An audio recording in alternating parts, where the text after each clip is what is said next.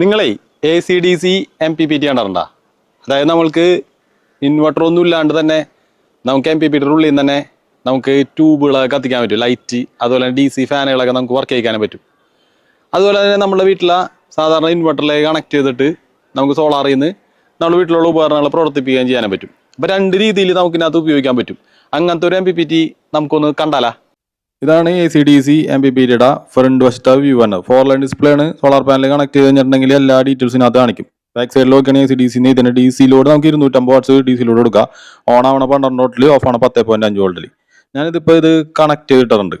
അതായത് ബാറ്ററിയും അതായത് ലോഡും എല്ലാം ഞാൻ കണക്ട് ചെയ്തിട്ടുണ്ട്. സോളാർ പാനലിന്റെ നെഗറ്റീവ് കൊടുത്തിട്ടുണ്ട്, പോസിറ്റീവ് കൊടുത്തിട്ടുണ്ട്, ബാറ്ററി എന്നുള്ള ലൈൻ കൊടുത്തിട്ടുണ്ട്. ഇത് നെഗറ്റീവ് ആണിത്, ഔട്ട്പുട്ടാണ്. അതുപോലെ തന്നെ അതിൻ്റെ അപ്പുറത്ത് പോസിറ്റീവ് ആണ്. നമ്മൾക്കിപ്പോൾ ഇത് കണക്ട് ചെയ്തിട്ടേക്കണത് 12 വോൾട്ട് DC ട്യൂബാണ്. അതുപോലെ ഇതിനകത്ത് റിലേ എന്നുള്ളൊരു ബട്ടണിൽ നമ്മൾക്ക് ഞെക്കി ഓൺ ആക്കി കഴിഞ്ഞിട്ടുണ്ടെങ്കിൽ ഞാനിപ്പോൾ ഓൺ ആക്കി കണ്ട ഈ ട്യൂബ് കൂടെ കത്തി. അത് 12 വോൾട്ടിൽ നമുക്ക് 250 വാട്ട്സ് വരെയുള്ള എന്ത് വേണമെങ്കിലും കണക്ട് ചെയ്യാം. അതുപോലെ തന്നെ ഈ ഒരു MPPT തന്നെയാണ് ആ ഇൻവെർട്ടറും വർക്ക് ചെയ്യണത്. ആ ഇൻവെർട്ടറിൽ ചാർജ് ചെയ്ത് ആ ഇൻവെർട്ടറിലുള്ള കാര്യങ്ങളെല്ലാം പകൽ ലൈവായിട്ട് വർക്ക് ചെയ്യണത് എല്ലാവരും അതിൽ തന്നെയാണ്.